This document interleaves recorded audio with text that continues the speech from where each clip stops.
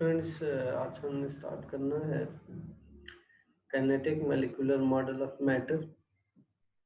Kinetic molecular model of matter से पहले अगर आप देखें तो उससे पहले हमने स्टडी किया था सॉलिड, लिक्विड, गैस, प्लाज्मा के बारे में हमने स्टडी किया था। थोड़ा सा उसकी फिजिकल कैरेक्टरिस्टिक्स मैंने आपको बताई थी कि सॉलिड जो है वो फिजिकली कैसे, मॉलिक्यूलर अरेंजमेंट उसकी कैसे होती है, लिक्विड की मॉलिक्यूलर अरेंजमेंट कैसे होती है और गैस की मॉलिक्यूलर अरेंजमेंट कैसे होती है। और साथ प्लाज्मा जो है वो मैंने छोड़ दिया था। प्लाज्मा मैंने आपसे कहा था कि वो मैं आपको नेक्स्ट मीटिंग पे आपके साथ डिस्कस करूंगा। वो मैंने उस चीज़ के अभी आज डिस्कस करूंगा प्लाज्मा आपसे कि व्हाट इज प्लाज्मा। और प्लाज्मा जो है वो गैस की सब स्टेट थी और उसको फिर मैटर की फोर्थ स्टेट क्यों कहा गया, ये चीज़ें हमने आज डिस्कस करनी है। उससे पहले हम थोड़ा सा kinetic molecular model of matter देख लेते हैं कि वो क्या है आपके पास। स्टूडेंट्स, आपके पास यहाँ पे kinetic molecular model of matter है। ये आपके पास फर्स्ट 7.1 का टॉपिक है। इसके अकॉर्डिंग देखें, सबसे पहला सेंटेंस है इसके पास सिलेट्स में। ये आपको कहता है जी कि आपके पास जो मैटर है, मैटर मैटर हम ऑलरेडी डिटेल्स स्टडी कर चुके हैं। Anything that is occupied space, anything. और फिर आप अगर आप अर्थ क्रस्ट पे देखें, यूनिवर्स पे देखें, तो एनीथिंग में क्या चीज आ जाती है? सॉलिड आ जाता है, लिक्विड आ जाता है, गैस आ जाता है, पार्ट ऑफ इट प्लाज्मा आ जाता है। पूरा यूनिवर्स, पूरा अर्थ क्रस्ट इन चार स्टेट्स पे मुश्तमिल है। तो फिर आपके पास जो मैटर है, यानी सॉलिड है, लिक्विड है, गैस है या फिर प्लाज्मा है, ये किस चीज से मिलकर बने हैं? ये पार्टिकल्स से मिलके बने हैं। पार्टिकल्स मिलके आपके पास क्या बना रहे हैं? पार्टिकल्स मिलके एक मैटर बना रहे हैं, सॉलिड बना रहे हैं, लिक्विड बना रहे हैं और इसके साथ साथ गैस भी जो है वो पार्टिकल से मिलके बना है। तीनों के तीनों स्टेट्स पार्टिकल से मिलकर बने हैं। तीनों की तीनों स्टेट्स का जो कॉम्बिनेशन कंपोनेंट है वो आपके पास पार्टिकल है। ठीक है, ये पार्टिकल से मिलके बने हैं। नेक्स्ट है स्टूडेंट्स, आपके पास जो इसका सेकंड पोस्टुलेट्स है। इसीलिए हम देखें, जो फर्स्ट पॉइंट है मैं उस पर वापस आता हूँ। इसीलिए हम जब डिस्कस करते हैं कि आपके पास जो मॉलिक्यूल्स हैं, ये मॉलिक्यूल्स की हम डिस्कशन करते हैं आमतौर पे कि आपके पास जैसे डायग्राम बनी है, ये आपके पास मॉलिक्यूल्स है, ये मॉलिक्यूल्स है, क्योंकि ये मॉलिक्यूल जो है ये छोटे छोटे पार्टिकल से मिलके बने हैं। मैं इनको हाईलाइट कर रहा हूँ थोड़ा सा। ये आपके पास गैस के मॉलिक्यूल्स हैं क्योंकि ये पार्टिकल से मिलके बने हैं और फिर मॉलिक्यूल बन के एक मैटर की स्टेट बनती है जिसको हम गैस कहते हैं। These all are molecules and molecule are composed of particles. Okay, similarly ये लिक्विड्स के हैं स्टूडेंट्स, तो ये लिक्विड के मॉलिक्यूल हैं। These all molecules are composed from particles. Okay, many particles composite to form a molecules, and molecules make a matter state, either it's a solid, either it's a liquid, either it's a gas. Similarly this one is a solid। यहाँ पे आपको अगर देखा जाए तो आपके पास एक 5 molecules की एक रो है और 5 ही मॉलिक्यूल्स का एक कॉलम है। ये वेल सेट अरे आप बनी हुई है और सारे के सारे मॉलिक्यूल फिक्स पोजीशन में क्लोजली पैक्ड मौजूद हैं। तो kinetic molecular model of matter ये कहता है कि आपके पास जो मैटर है ये मॉलिक्यूल से मिलकर बना है। ये आपके पास मॉलिक्यूल्स जो हैं वो बहुत सारे कंपोज्ड होते हैं और उससे मैटर की एक स्टेट बनती है। सो नेक्स्ट जो है आपके पास पार्टिकल्स की अगर आप बात करते हैं तो पार्टिकल्स क्या है? ये बिल्कुल एक स्मॉलेस्ट पार्टिकल है, नैनो साइज का एक छोटा पार्टिकल है। और ये पार्टिकल मिल के कंपोजिट होके मॉलिक्यूल बना रहा है। नेक्स्ट है आपके पास second point, molecules remains in continuous motion. Students, चूंकि अगर हम गैस को देखें, जैसे कि गैस की डायग्राम है, अगर हम गैस को देखें तो गैस के अंदर आप देखें यहाँ पे मॉलिक्यूल जो है वो एक दोनों फार अवे हैं, इनका इंटर मॉलिक्यूलर डिस्टेंस बहुत ज्यादा है। ये रैंडमली कंटिन्यूअस मोशन में फिरते हैं because they are independent of attractive forces, they are independent of repulsive forces, and there is no attractive field among them. That's why they move free independently, and they did not have attractive forces. They did not have a repulsive forces. So that's why they move, always move in continuous motion. Just take the example of air. Air is enveloped of different gases like carbon dioxide, oxygen, hydrogen, neon, argon. There are different type of gases exist in air. These gases are always move randomly. They are always move randomly. They are always in random motions. So second point जो है kinetic molecular model of matter का, वो यही कहता है कि molecule जो है ये कंटिन्यूस मोशन में रहते हैं गैसेस के। और साथ साथ अगर आप लिक्विड्स को देखें, ये आपके पास लिक्विड्स की डायग्राम है। अगर आप लिक्विड्स को देखें तो उसमें भी vacant spaces, vacant pores availability होती है। इसलिए मैंने लास्ट टाइम भी कहा था कि लिक्विड का मॉलिक्यूल एक दूसरे को स्लिप करता है। स्लिप करने का मतलब ये है कि इसके पास अवेलेबिलिटी ऑफ स्पेस इतना होता है कि ये एंटर डिस्टेंस इतना मौजूद होता है, इंटर मॉलिक्यूलर डिस्टेंस के मॉलिक्यूल एंड डिस्टेंस का फायदा उठाते हुए माइग्रेशन करता रहता है। मॉलिक्यूल कंटिन्यूस मोशन में होता है।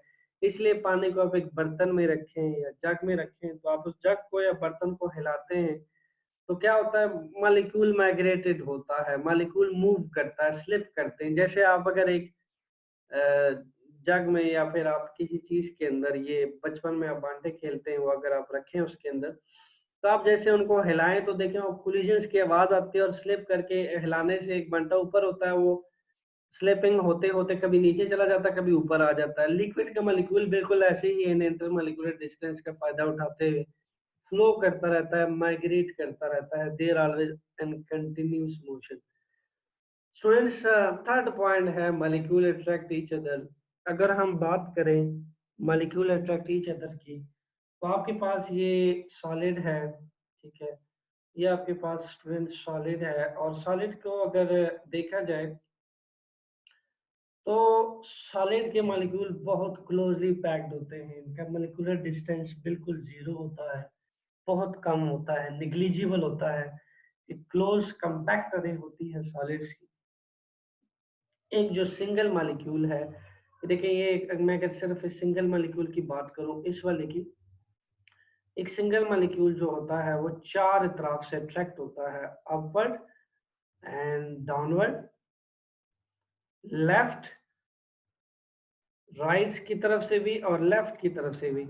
यानी यहाँ भी एक आपके पास जो मॉलिक्यूल होता है, ये अपवर्ड वाला मॉलिक्यूल, डाउनवर्ड वाला मॉलिक्यूल, लेफ्ट वाला मॉलिक्यूल, राइट वाला मॉलिक्यूल। स्टूडेंट, ये जो चार के चार मॉलिक्यूल है और जो सेंटर में एक मॉलिक्यूल है, इसको जकड़े हुए क्लोजली पैक्ड बॉन्ड स्ट्रक्चर बनाए हुए हैं और इसकी अट्रैक्टिव फोर्स इंतहाई स्ट्रांग है। That's why kinetic molecular model of matter कहता है कि मॉलिक्यूल एक दूसरे को अट्रैक्ट करते हैं, इनके अंदर एक स्ट्रांग अट्रैक्टिव फोर्सेस मौजूद होती है। अलबत्ता जब हम चारों स्टेट्स को अलग-अलग स्टडी करते हैं तो कहीं हमें अट्रैक्टिव फोर्सेस बहुत स्ट्रांग मिलती हैं, कहीं हमें अट्रैक्टिव फोर्सेस बहुत वीक मिलती हैं। ये अट्रैक्टिव फोर्सेस का जो ग्राफ है वो सॉलिड से लिक्विड में, सॉलिड की निस्बत लिक्विड में अट्रैक्टिव फोर्सेस कम होती हैं, लिक्विड्स के गैसेस के अंदर सारे लिक्विड की निस्बत अट्रैक्टिव फोर्सेस ना होने के बराबर होती हैं। यानी सबसे जो स्ट्रॉन्गेस्ट मॉलिक्यूल्स का अट्रैक्टिव फोर्सेस होती हैं और सिर्फ सॉलिड्स के अंदर ज्यादा होती है, क्योंकि इनका इंटर मॉलिक्यूलर फोर्स, इनका इंटर मॉलिक्यूलर डिस्टेंस बहुत कम होता है। तो जो आपके पास इंटरमॉलिक्यूलर फोर्सेज होती हैं वो इंटरमॉलिक्यूलर डिस्टेंस पे डिपेंड करती हैं। जितना इंटरमॉलिक्यूलर डिस्टेंस कम होता है, जैसा कि आपको सॉलिड में नजर आ रहा है, ठीक है, जितना ये डिस्टेंस कम होता है स्टूडेंट्स, उतनी ही अट्रैक्टिव फोर्सेस आपके पास स्ट्रांग होती हैं, बहुत स्ट्रांग होती हैं, वहाँ मॉलिक्यूल्स फिक्स रहता है अपनी पोजीशन में जस्ट लाइक अ सॉलिड। फिर लिक्विड में देखें जब थोड़ी बहुत स्पेस आपको नज़र आ रही है, इन वैकेंट स्पेसेस की वजह से थोड़ा-सा जो अट्रैक्टिव फोर्सेस का जो मैग्नीट्यूड है वो थोड़ा कम रहता है सॉलिड की निस्बत। बट यहाँ अट्रैक्टिव फोर्सेस स्ट्रांग होती हैं, लेकिन बिल्कुल फ्री लिक्विड का मॉलिक्यूल मूव नहीं कर सकता, बहुत फ्रीली मूव नहीं कर सकता, सिर्फ स्लिपिंग कर सकता है और स्लाइड कर सकता है। फिर अगर आप गैस में देखें तो बहुत दूर हैं एक दूसरे से, और अट्रैक्टिव फोर्सेस, रिपल्सिव फोर्सेस यहाँ पे इतनी ज़्यादा नहीं मौजूद होती, नेग्लिजिबल अट्रैक्टिव फोर्सेस होती हैं, इसलिए गैसेस के मॉलिक्यूल हवा में आपको फिरते हुए नज़र आते हैं। और गैसेस जो हैं वो आपको पता है फ्रीली मूव करती हैं, इसी प्रॉपर्टी की वजह से कि इनमें अट्रैक्टिव फोर्सेस ना होने के बराबर होती है। ये तो attract kinetic molecular model of matter के 3 पोस्टुलेट्स स्टूडेंट्स जिसको हमने स्टडी किया, जिसकी समराइज कर देता हूँ। कोई भी मैटर है वो पार्टिकल से मिलकर बना है स्टूडेंट्स, और जो पार्टिकल हैं वो मिलकर एक मॉलिक्यूल बनाते हैं, और फिर मॉलिक्यूल से मिलकर एक मैटर की स्टेट बनती है। फिर सेकंड पॉइंट समराइज कर लेते हैं पॉइंट्स को कि मॉलिक्यूल जो है वो कंटिन्यूस मोशन में रहता है स्टूडेंट्स। कंटिन्यूस मोशन में वैकेंट स्पेसेस फोर्स का फायदा उठाते हैं, मॉलिक्यूल्स कंटिन्यू मोशन में फैल रहा होता है, बट ये कंटिन्यूस मोशन सॉलिड में नहीं होती। सॉलिड में जो मॉलिक्यूल्स हैं वो फिक्स्ड पोजीशंस पे रहते हैं, क्योंकि इनके अट्रैक्टिव फोर्सेस बहुत स्ट्रांग होती हैं। That's why molecule continuous motion नहीं कर सकता, फिक्स्ड पोजीशन पे रहता है। बट लिक्विड एंड गैसेस के अंदर मॉलिक्यूल कंटिन्यूस मोशन करते रहते हैं।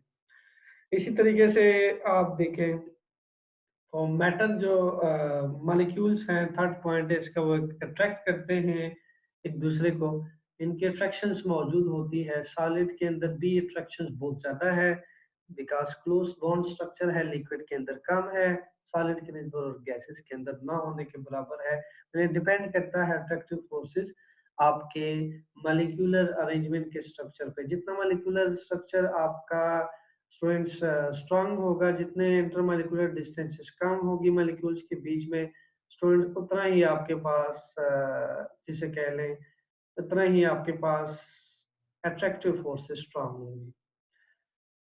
अब हम नीचे आते हैं, सॉलिड लिक्विड गैसेस पे मैं बात कर चुका था उस दिन भी। अब हम प्लाज्मा की बात करते हैं स्टूडेंट्स के। प्लाज्मा जो है it is the actually fourth state of matter, और प्लाज्मा जो है उसको हम फोर स्टेट्स ऑफ मैटर कैसे माना जाता है। एक्चुअल में हमारे पास जो काइनेटिक एनर्जी है गैसेस मॉलिक्यूल्स के, स्टूडेंट्स किसी भी गैस मॉलिक्यूल्स की काइनेटिक एनर्जी बढ़ जाती है जब हम उसको हीट करते हैं। किसी भी गैसेस मॉलिक्यूल्स को हीट करने से जो गैसेस मॉलिक्यूल्स की काइनेटिक एनर्जी है वो बढ़ जाती है। अच्छा, काइनेटिक एनर्जी पे ऑलरेडी मैं बात कर चुका हूँ, थोड़ा-सा मैं समराइज़ कर देता हूँ। स्टूडेंट्स काइनेटिक एनर्जी आपके पास बराबर होती है K डॉट E से मैं इसको रिप्रेजेंट कर रहा हूँ। इट इज़ इक्वल टू 1 और 2 mv square. mv square students, mv square, इसमें m क्या है, वेयर m इज़ मास और v इज़ वेलोसिटी। और स्टूडेंट्स लाज़मी सी बात है, आप जब क्या करते हो, आप जब टेम्परेचर इंक्रीज़ करते हो तो टेम्परेचर जो है that is directly proportion to kinetic energy. Okay, temperature is directly proportion to kinetic energy. यानी टेम्परेचर जब आप बढ़ाते हैं तो टेम्परेचर क्या है, it is the degree of hotness और कोल्डनेस। लाज़मी सी बात है, टेम्परेचर जो है in terms of heat energy को इंक्रीज़ करता है। टेम्परेचर की वजह से हीट एनर्जी इंक्रीज़ होती है, यानी टेम्परेचर और आपके पास हीट एनर्जी के अंदर भी डायरेक्ट रिलेशन है। टेम्परेचर की वजह से मैं इसको एच डॉट ई से रिप्रेजेंट कर देता हूँ शॉर्टकट में, एच डॉट ई। टेम्परेचर बढ़ा देने से जब हीट एनर्जी बढ़ेगी, स्टूडेंट्स हीट एनर्जी कंटिन्यूसली अगर इंक्रीज कर रही है तो गैसेस के मॉलिक्यूल्स की हीट एनर्जी बढ़ा देने से उन्हीं गैसेस मॉलिक्यूल्स की काइनेटिक एनर्जी भी इंक्रीज करेगी, यानी तीनों डायरेक्ट प्रोपोर्शनल में मौजूद हैं रिलेशंस के साथ। अब अगर काइनेटिक एनर्जी इंक्रीज करेगी तो पर गैसेस मॉलिक्यूल्स का जो मास स्टूडेंट्स वो तो कांस्टेंट है, मास तो कभी भी चेंज नहीं होता, लेकिन उनकी जो वेलोसिटी है स्टूडेंट्स वो इंक्रीज होना शुरू हो जाएगी। जब वेलोसिटी इंक्रीज होगी तो वेलोसिटी किस चीज का नाम है, change in displacement by time का नाम है, यानी जो मॉलिक्यूल है वो ज्यादा डिस्प्लेस करेंगे एक जगह से दूसरी जगह। स्टूडेंट्स जब मॉलिक्यूल ज्यादा डिस्प्लेस करेंगे तो क्या होगा, ये डिस्प्लेसमेंट की वजह से मॉलिक्यूल कोलाइड करना शुरू कर देंगे, कोलिजन्स करेंगे स्टूडेंट्स। और आपको पता होना चाहिए जब एक मॉलिक्यूल दूसरे मॉलिक्यूल्स को के साथ कोलाइड करता है, ठीक है, एक मॉलिक्यूल दूसरे मॉलिक्यूल के साथ ये कोलिजन्स होती हैं इन दोनों मॉलिक्यूल्स की, तो स्टूडेंट्स ये एक दूसरे को अपनी एनर्जी एक्सचेंज करते हैं, यानी अपनी काइनेटिक एनर्जी ये वाला मॉलिक्यूल इस मॉलिक्यूल को अपनी काइनेटिक एनर्जी दे देगा, और ये वाला मॉलिक्यूल इस साथ वाले नेबरिंग मॉलिक्यूल को अपनी एनर्जी दे देगा, अपनी एनर्जी एक्सचेंज कर लेंगे आपस में। जब आप सोचें, जब ये टाइम के साथ-साथ इनकी जो हीट एनर्जी है वो इंक्रीज़ हो रही है, ये हीट एनर्जी इंक्रीज़ हो रही है, साथ काइनेटिक एनर्जी भी इंक्रीज़ हो रही है, टेम्परेचर भी इंक्रीज़ हो रहा है। तो लाज़मी सी बात है उसी हिसाब से कोलिजन भी फास्ट हो रही है। कोलिजन्स भी हाँ फास्ट होगी, डिस्प्लेसमेंट बाय टाइम इंक्रीज़ करेगा, यानी जो आपकी गैसेज़ के मॉलिक्यूल हैं वो आप displacement by time maximum time करेंगे, कोलिजन इंक्रीज़ होगी। इस केस में क्या होगा कि आपने एक चीज़ स्टडी की है कि जब कोई भी एटम होता है, वो उसके शेल्स के इलेक्ट्रॉन्स होते हैं, शेल्स में इलेक्ट्रॉन्स होते हैं, आपको पता है बोहर की थ्योरी के अकॉर्डिंग एक स्पेसिफिक शेल्स के अंदर एक स्पेसिफिक एनर्जी का इलेक्ट्रॉन रिवॉल्व करता है। स्टूडेंट्स, आपको पता है कि बोहर ने कहा था कि जब उसके पास उस इलेक्ट्रॉन के पास एक हायर शेल की एनर्जी आ जाती है, तो वो इलेक्ट्रॉन जो है वो नीचे से ऊपर चला जाता है जब उसके पास एक हायर शेल की एनर्जी आ जाती है। यानी के से शेल के इलेक्ट्रॉन के पास अगर एल शेल के इलेक्ट्रॉन की एनर्जी आ जाए तो वो एल शेल में चला जाता है, then M and then N and then यानी कि वहाँ से एन शेल्स पे आके वो स्किप ही कर जाता है। तो यहाँ पे हम आपके पास एक 4 स्टेट्स हैं, यहाँ पे मिसाल के तौर पे ये मैं थोड़े से शेल बना देता हूँ। ये आपके पास शेल्स हैं के, स्टूडेंट्स यहाँ पे फिर एल, फिर एम। आपने उस थ्योरी को समझना है प्लाज्मा को अच्छी तरीके से समझने के लिए। तो बोर ने हमें ये कहा था कि आपके पास मिसाल के तौर पे एम शेल का अगर इलेक्ट्रॉन है, वो तब तक स्पेसिफिक शेल में रिवॉल्व करेगा जब तक उसके पास स्पेसिफिक शेल्स की एनर्जी है। लेकिन अगर उसकी एनर्जी बढ़ जाती है, एम शेल्स की स्पेसिफिक एनर्जी से आप उसकी एनर्जी बढ़ जाती है, देन वो क्या कर देगा, जंप मार लेता है अपने से हायर शेल में। यानी ये जो इलेक्ट्रॉन है ये जंप मार लेगा एन शेल में, जाहिर है एनर्जी बढ़ रही है, हम टेम्परेचर बढ़ा रहे हैं, काइनेटिक एनर्जी बढ़ रही है, हीट एनर्जी के बढ़ने से काइनेटिक एनर्जी बढ़ रही है, काइनेटिक एनर्जी बढ़ने से स्टूडेंट्स जो इलेक्ट्रॉन है उसके अंदर वेलोसिटी आती है, वेलोसिटी गेन करके अपने से हायर शेल में चला जाता है। एक टाइम आता है स्टूडेंट्स, यहाँ पे जो एटम है एन शेल से, यहाँ से अब इलेक्ट्रॉन, जैसे हमने लिक्विड के मॉलिक्यूल को देखते हैं कि लिक्विड के मॉलिक्यूल इवेपोरेशन करना स्टार्ट कर देते हैं, लिक्विड के मॉलिक्यूल अपने सरफेस में से ऑपरेट करना स्टार्ट कर लेते हैं जब उनकी kinetic energy average kinetic energy से बढ़ जाती है, देन दे गेट इवेपोरेटेड, यानी वो लिक्विड स्टेट से गैस स्टेट में चले जाते हैं। प्लाज्मा के अंदर भी ऐसे ही होता है कि एटम के अंदर जो इलेक्ट्रॉन की एनर्जी है वो एक नॉर्मल एवरेज काइनेटिक एनर्जी से जो बहुत ज्यादा बढ़ जाती है due to reason of collisions, due to reason of heat energy. जब इस रीजन की वजह से उनकी एनर्जी बहुत ज्यादा एक्साइट कर जाती है स्टूडेंट्स, तो ये फिर इलेक्ट्रॉन्स के जो शेल्स हैं उसकी सरफेस में से लॉस होना शुरू हो जाते हैं। और हमने पढ़ा है कि कोई भी एटम अगर अपना इलेक्ट्रॉन लॉस करता है स्टूडेंट्स, उसके ऊपर एक पॉजिटिव चार्ज आ जाता है। जैसे सोडियम जो है अपना अगर 11 इलेक्ट्रॉन लॉस करता है तो उसके ऊपर प्लस का चार्ज आ जाता है। इसी तरीके से मैग्नीशियम अगर आपके पास इलेक्ट्रॉन लॉस करता है तो उसके ऊपर +2 का चार्ज आ जाता है, उसका एटॉमिक नंबर 12 है। मैग्नीशियम स्टेबल होने के लिए 2 इलेक्ट्रॉन लॉस करता है। तो प्लाज्मा के अंदर भी ऐसे मटेरियल यूज होते हैं कि जब उनकी हीट एनर्जी बढ़ जाती है, टेम्परेचर और काइनेटिक एनर्जी डायरेक्ट रिलेशन में पाए जाते हैं, तो वहाँ एटम जो है अपने इलेक्ट्रॉन लॉस कर देता है और एटम के ऊपर स्टूडेंट्स एक पॉजिटिव आयनिक स्टेट आ जाती है, यानी जो उसके अंदर मैटर है वो आयनाइज हो जाता है, गैसेस स्टेट एक आयनिक स्टेट बन जाती है। जब गैसेस के मॉलिक्यूल एक पॉजिटिव आयनिक स्टेट में आ जाते हैं, जो मैं पॉजिटिव का वर्ड यूज कर रहा हूँ स्पेसिफिक में क्यों यूज कर रहा हूँ, क्योंकि यहाँ पे जो आपके पास मॉलिक्यूल हैं वो अपने इलेक्ट्रॉन लॉस कर देते हैं, और हम चैप्टर 3 एंड 4 की केमिस्ट्री में पढ़ चुके हैं कि कोई भी एटम अपना इलेक्ट्रॉन लॉस करता है, इन दैट केस उसके ऊपर पॉजिटिव आयनिक स्टेट आ जाती है, वो पॉजिटिव आयनाइज हो जाता है। तो प्लाज्मा के अंदर भी गैसेस स्टेट जो है उसके एटम जो अब इलेक्ट्रॉन लॉस करते हैं स्टूडेंट्स, तो इन दैट केस उस पे एक पॉजिटिव आयनिक स्टेट आ जाती है, जिसको हम आप कह लें कि इसको हम प्लाज्मा कहते हैं। अब ये जो प्लाज्मा है इसमें आपके पास ये डिस्चार्ज आप के पास जो एक प्लाज्मा बल्ब है, उसके अंदर भी पाया जाता है। जो प्लाज्मा है, देखें इसके अंदर जो मटेरियल यूज़ होता है, फ्लोरेसेंट ट्यूब यूज़ होती है इस बल्ब के अंदर, या इलेक्ट्रिकल एनर्जी जब वायर के थ्रू आती है, तो आपको पता है पार्ट ऑफ इलेक्ट्रिकल एनर्जी जो है डिसिपेट होती है हीट एनर्जी में। अब हीट एनर्जी क्या करता है, आपके पास जो प्लाज्मा गैसेस मटेरियल्स के एनर्जी बढ़ा देता है। हीट एनर्जी से उनकी काइनेटिक एनर्जी बढ़ जाती है। प्लाज्मा मटेरियल्स की जब काइनेटिक एनर्जी बढ़ती है, in that case kinetic energy बढ़ जाने की वजह से जो फ्लोरेसेंट बल्ब के गैसेस मटेरियल्स हैं वो अपना इलेक्ट्रॉन लॉस करते हैं, यानी वहां पे भी पॉजिटिव आयनिक स्टेट आ जाती है। एक तरह का प्लाज्मा स्टेट डेवलप हो जाता है प्लाज्मा बल्ब के अंदर। क्योंकि आपने पढ़ा है कि जो वायर्स के अंदर इलेक्ट्रिकल एनर्जी आती है, वो पार्ट ऑफ एनर्जी तो 100% हमें इलेक्ट्रिकल एनर्जी नहीं मिलती। पार्ट ऑफ एनर्जी एक्सचेंज होती है हीट में, पार्ट ऑफ एनर्जी लाइटनिंग में। ठीक है, बल्ब जो गर्म होता है वो लाजमी सी बात है वहाँ हीट एनर्जी में कन्वर्ट हो रही होती है आपकी इलेक्ट्रिकल एनर्जी, और part of energy light energy में कन्वर्ट हो रही होती है। तो जो हीट एनर्जी है वो कंटिन्यूसली इन गैसेस मॉलिक्यूल्स की काइनेटिक एनर्जी इंक्रीज करती है, और एक टाइम आता है कि जब बहुत ज्यादा इंक्रीज होती है तो इसी फ्लोरेसेंट बल्ब के अंदर कोलिजन करना स्टार्ट कर देते हैं, और प्लाज्मा के अंदर एक पॉजिटिव आयनिक स्टेट आ जाती है, जिसको फिर प्लाज्मा बल्ब कहा जाता है। तो ये आपके पास एक प्लाज्मा बल्ब होता है। फिर नेक्स्ट जो है इसमें आपको पता होना चाहिए कि यहाँ पे आपके पास जो प्लाज्मा अगर हम देखें इसमें नियॉन के अंदर भी पाया जाता है और फ्लोरेसेंट ट्यूब्स के अंदर भी पाया जाता है जब वो ग्लो करते हैं। मोस्ट ऑफ द पार्ट जो है यूनिवर्स का वो प्लाज्मा स्टेट में पाया जाता है। जैसा कि आप देखें सन है, गैसेस हैं, ये एग्जिस्ट करते हैं आयनिक स्टेट में। यानी सन के अंदर भी देखें बहुत ज्यादा हीट एनर्जी मौजूद है, जिसकी वजह से मॉलिक्यूल बड़े लार्ज मैग्नीट्यूड में क्या करता है, कोलाइड करता है एक दूसरे के साथ।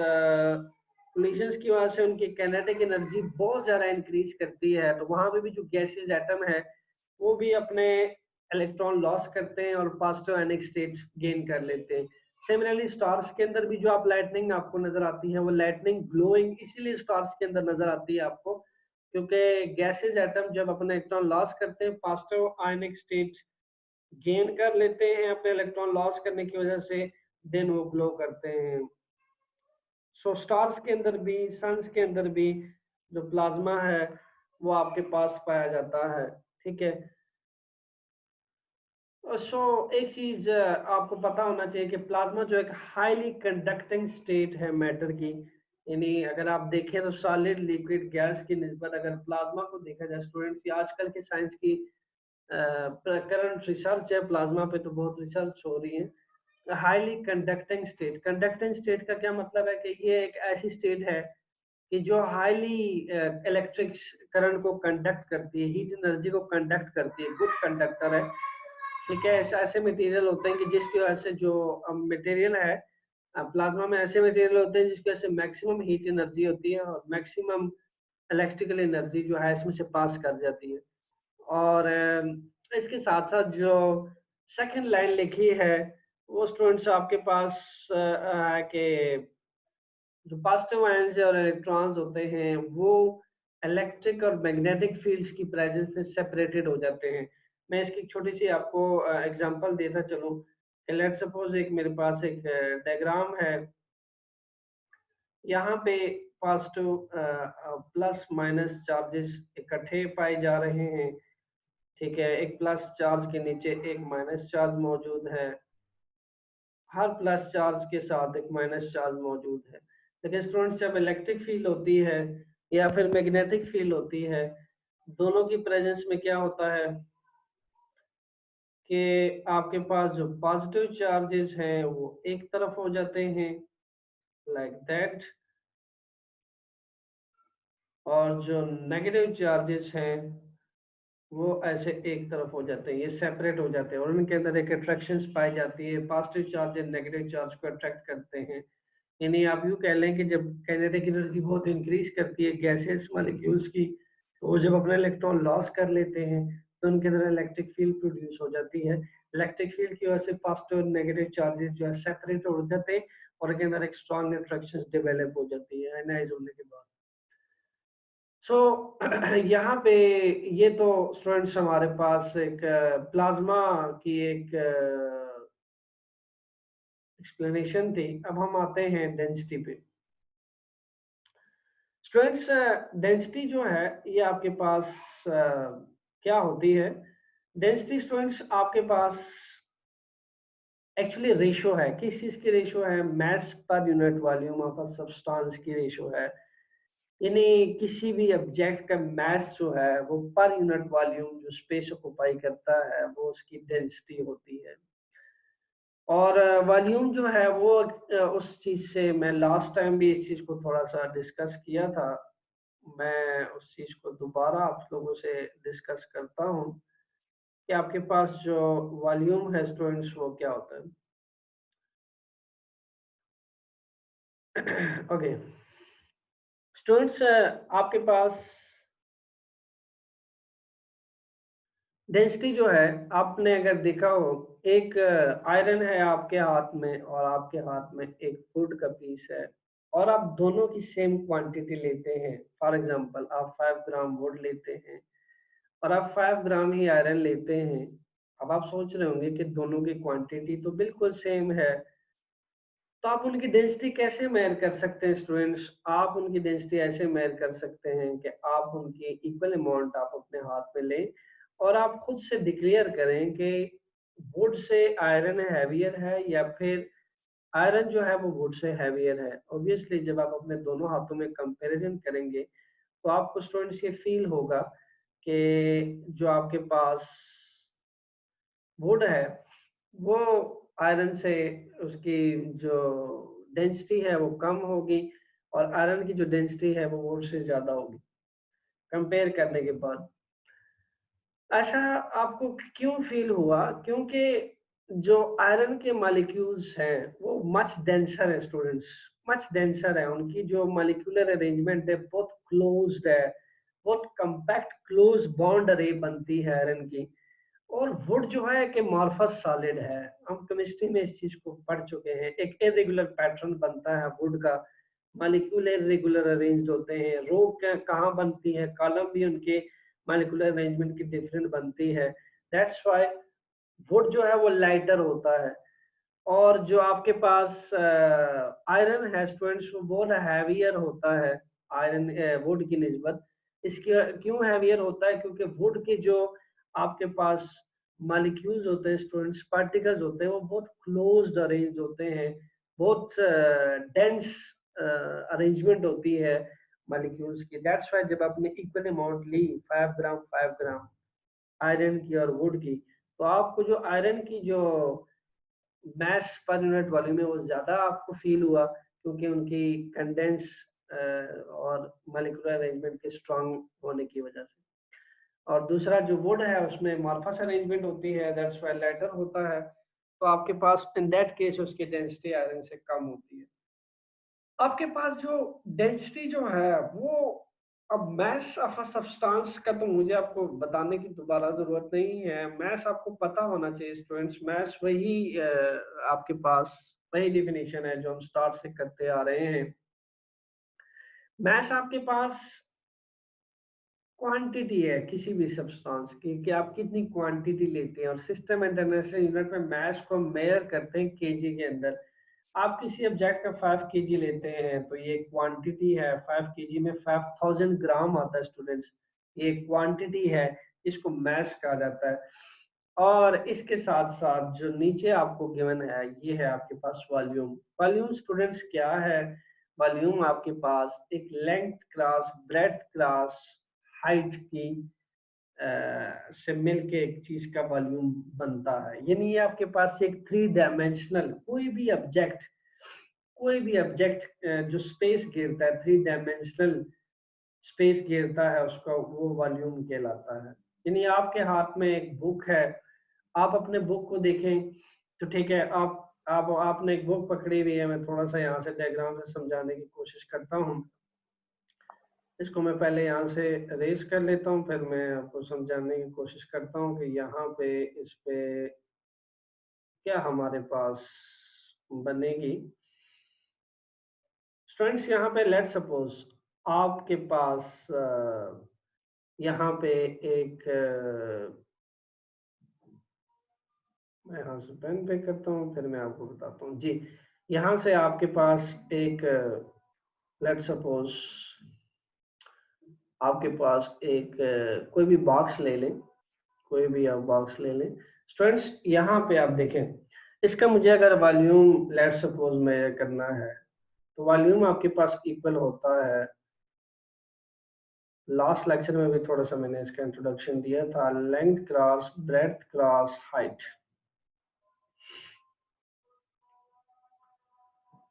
स्टूडेंट्स लाजमी सी बात है, बॉक्स जो है इसका ये विड्थ है, यानी आप कह लें ये इसकी बेस है। इसका एक जो बैक साइड होगी, यानी इसकी जो यहाँ बैक साइड होगी, वो उसकी आपके पास लेंथ होगी, ठीक है। और ये जो आपके पास नजर आ रही है, ये आपको हाइट मिलेगी, ये इसकी स्टूडेंट्स हाइट होगी। यानी अगर मैं क्यूब बनाऊं तो शायद वहां पे एक अच्छे तरीके से आपको समझाया जा सके।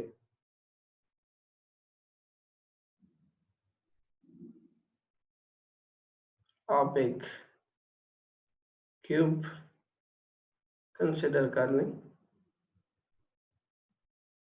स्टूडेंट्स इसका जो फ्रंट फेस है, ये आपके पास इसकी बेस है, दिस इज अ बेस। और स्टूडेंट्स ये जो आपके पास नजर आ रहा है, दिस वन, ये आपके पास लेंथ है। स्टूडेंट्स ये जो आपको नजर आ रहा है, ये इसकी हाइट है।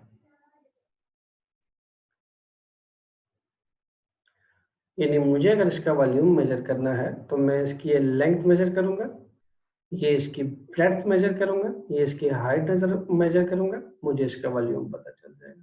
सिमिलरली किसी भी ऑब्जेक्ट का वॉल्यूम मेजर करना बिल्कुल भी मुश्किल नहीं है। आपके हाथ में मोबाइल है, तो आप मोबाइल के स्ट्रक्चर के लिहाज से आप उसकी स्टूडेंट्स मेजर कर सकते हैं कि उसका जो लेंथ ब्रेड्थ हाइट मेजर करें स्टूडेंट्स, तो आपको उस मोबाइल का वॉल्यूम पता चल जाएगा।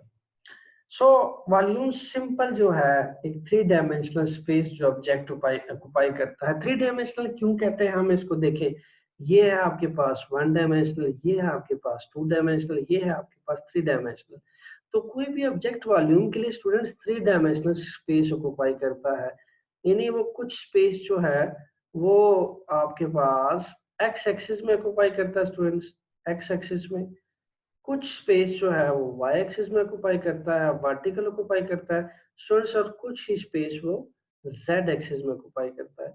दैट्स व्हाई हम ये कहते हैं कि कोई भी ऑब्जेक्ट जो है जो थ्री डायमेंशनल स्पेस कवर करता है, वो वॉल्यूम होता है आपके पास।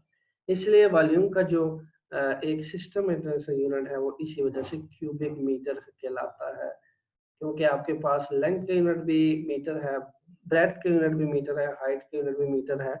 और दोनों ऐसे यूनिट्स को अगर आप मल्टीप्लाई करें तो हमें एक क्यूबिक मीटर मिलता है। क्यूबिक मीटर क्या है, यानी थ्री डायमेंशनल आपके पास एक स्पेस है, लेंथ ब्रेड्थ हाइट को गेन करने के बाद। ओके, यहाँ पे हम डेंसिटी को थोड़ा सा एलोबरेट करते हैं। अगर आप यहाँ पे वैल्यू पुट करें इन दोनों के अंदर स्टूडेंट्स, तो मैथ का यूनिट होता है केजी।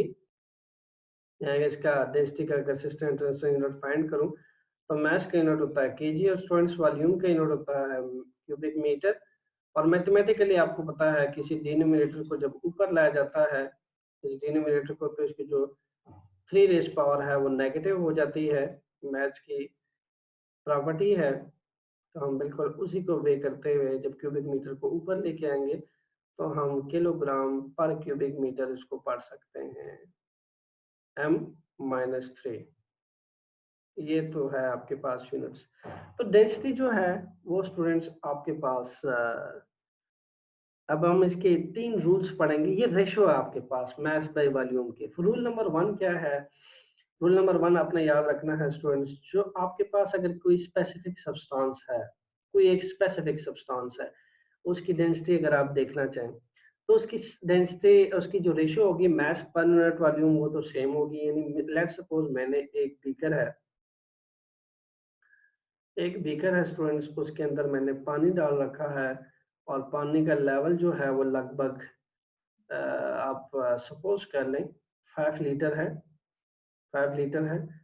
स्टूडेंट्स अब इस बीकर के अंदर जो स्पेसिफिक वाटर सब्सटेंस की, मैंने किसी और मटेरियल की बात नहीं की, किसी स्पेसिफिक सब्सटेंस की जो आपके पास डेंसिटी होगी यानी वाटर की, इस 5 लीटर में से अगर मैं मिसाल के तौर पे 500 ग्राम पानी लेस कर दूं, कम कर दूं, और इस पानी का लेवल थोड़ा सा 500 ग्राम लेस होने की वजह से यहाँ तक आ जाता है, तो स्टूडेंट्स याद रहे आपको इसकी डेंसिटी पे कोई फर्क नहीं पड़ेगा, पानी की डेंसिटी सेम रहेगी इस बीकर के अंदर।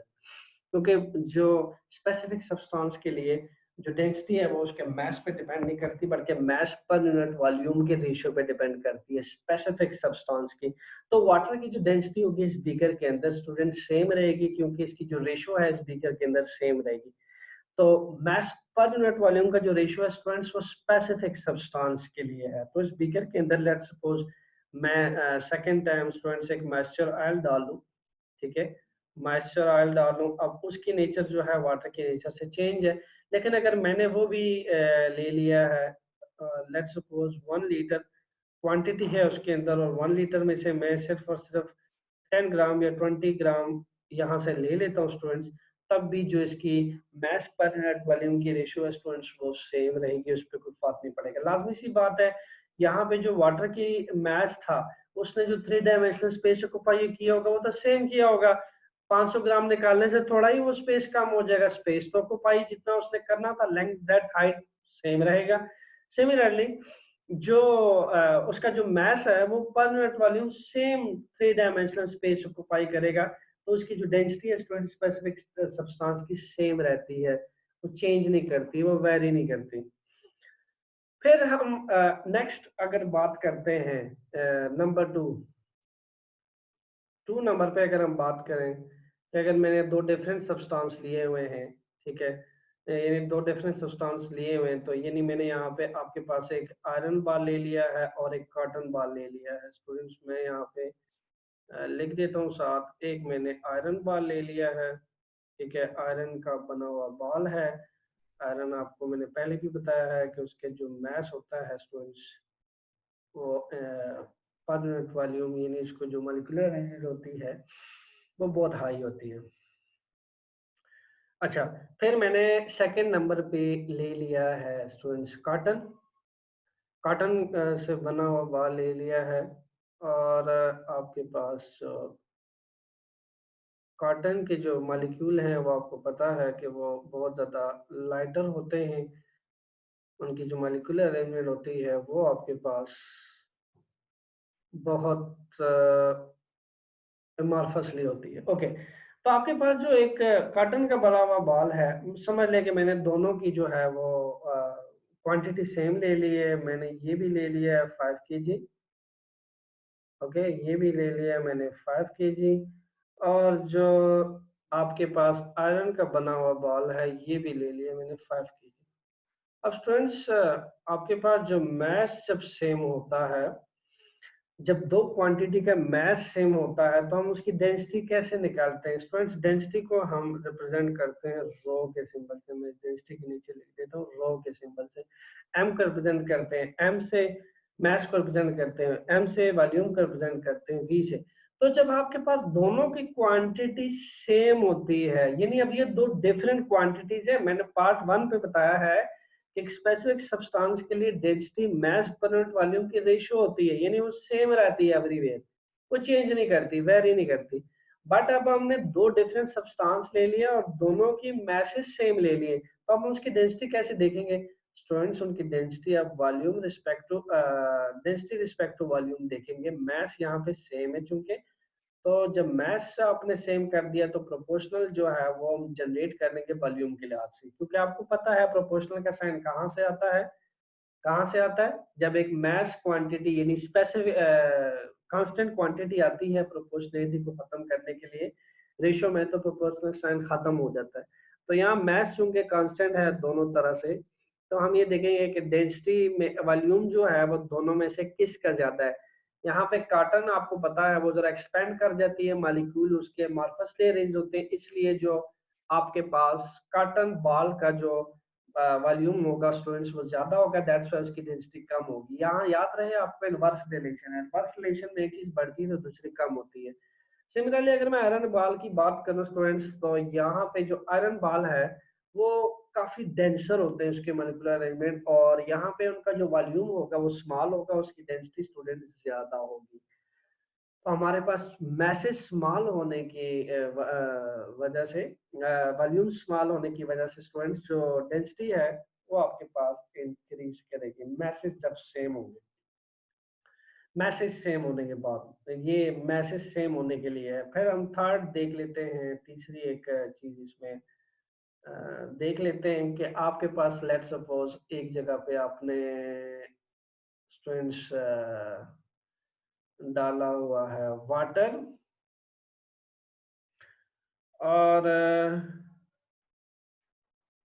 सेकेंडली जो है आपने डाल दिया है ऑयल, इसके अंदर ऑयल,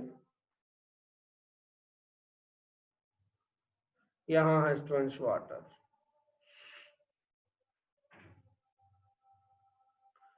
वाटर को अगर आप देखें तो वाटर जो है उसकी जो मॉलिक्यूलर अरेंजमेंट होती है वो भी लिक्विड स्टेट है आपके पास, ऑयल भी लिक्विड स्टेट में, बट वाटर की जो मॉलिक्यूल्स होते हैं वो डेंस होते हैं और उसके इंटर मॉलिक्यूलर डिस्टेंसेस कम होती है। ऑयल की जो मॉलिक्यूलर अरेंजमेंट होती है वो इतने डेंस नहीं होते।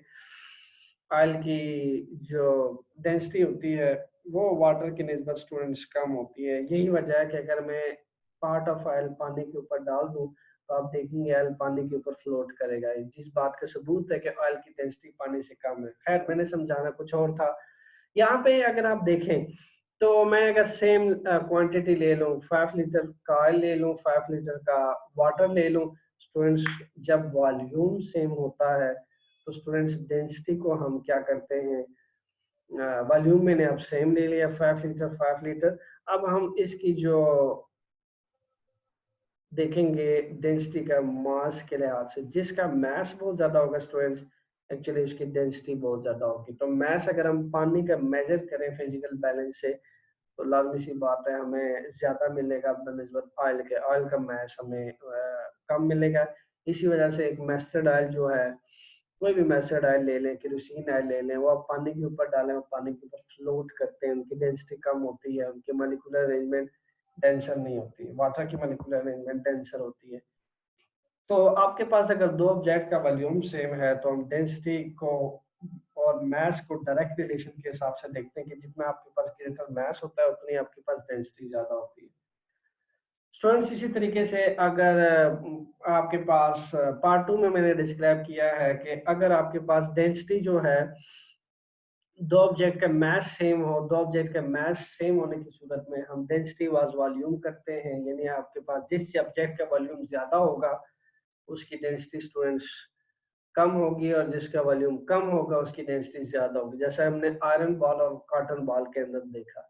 फिर हमने एक स्पेसिफिक एक ही फिजिकल चीज़ को देखा, या वाटर को या ऑयल को, हमने देखा कि उसकी डेंसिटी, मैंने एक दफ़ा उसको बीकर में डाल दिया, दूसरी दफ़ा गिलास में डाल दिया।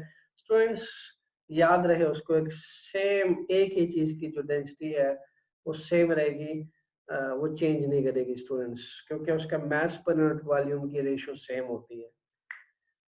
सो this is known as density, और इस पे मैं आप लोगों को स्टूडेंट्स असाइनमेंट दूंगा, आप लोगों ने इसको अच्छे से करना है, और मंडे के दिन जो है हम हमारा जो नेक्स्ट स्टूडेंट्स टॉपिक होगा उस पे हम बात करेंगे, प्रेशर्स के ऊपर बात होगी, और मजीद चंद साइंटिफिक बातें आपसे शेयर करूंगा। थैंक्स।